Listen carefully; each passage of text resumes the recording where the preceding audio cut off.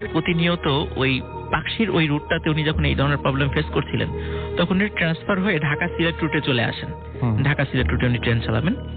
তো এর ভিতরে মানে যে ঘটনাটা ঘটে এটা ছিল সবচেয়ে মারাত্মক ঘটনা।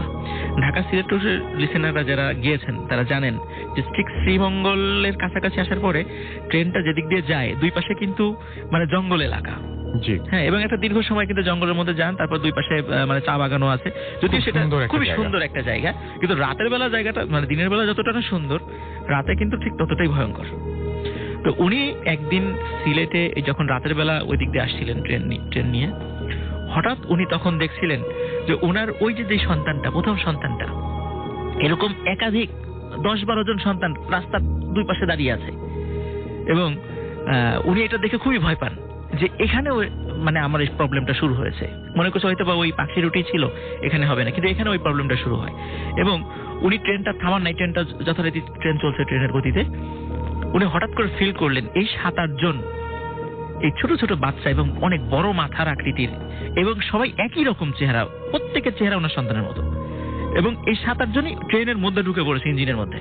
আচ্ছা, ঢুকে ওনার সাথে ধস্তাধস্তি শুরু করেছে, এবং ওরা প্রত্যেকেই ট্রেনটার হুইলটা টান দিয়ে এটা থামানোর চেষ্টা করছে।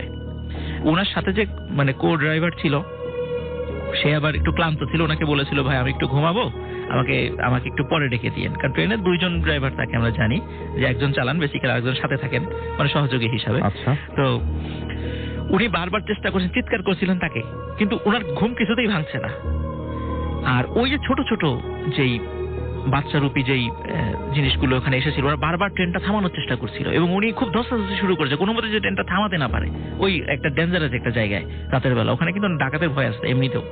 তো উনি অনেক চেষ্টা করেছেন থামাতে না পারে, কিন্তু এরকম ধস্তাধস্তির একটা পর্যায়ে কেন জানি ওনার পাশের ড্রাইভারের ঘুম ভেঙে যায়।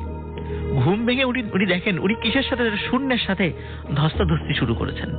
তো উনি বলে ভাই কি করেন আপনি তো ট্রেনের মানে দরজা দিয়ে পড়ে যাবেন বাইরে। উনি তাড়াতাড়ি মানে পড়ে যাওয়ার মতোই অবস্থা হয়ে গেছে, তাড়াতাড়ি যে ওনাকে ধরে ফেলেছেন। এবং তখন আবার ওনার হুঁশ হয়েছে, দেখে যে না আশেপাশে এখন আর কেউ নেই, তখন আর কেউ ছিল না। তখন উনি বেশ মাসখানেকের তখন ছুটি নিয়ে দীর্ঘদিন উনি মানে ট্রিটমেন্ট করেন যে হয়তো ওনার সাইকোলজিক্যাল কোনো প্রবলেম হয়েছে কিনা। আবার ডাক্তার বলছেন না আপনার কোনো সাইকোলজিক্যাল প্রবলেম নাই, আমি এটাই ভাবছিলাম যে সাইকোলজিক্যাল কোনো প্রবলেম হবে, সিজোফ্রেনিয়ার প্রবলেম নাই, হ্যালুসিনেশনও হয় নাই, এরকম তারা কোনো কিছু বলতে পারেন নাই আর কি। তো যাই রাসেল ভাই, ওনার স্ত্রী কিন্তু স্থায়ীভাবে মানে সন্তান ধারণ অনুপযোগী, ডাক্তার বলে দিয়েছেন আপনি আর কখনো সন্তান ধারণ করতে পারবেন না।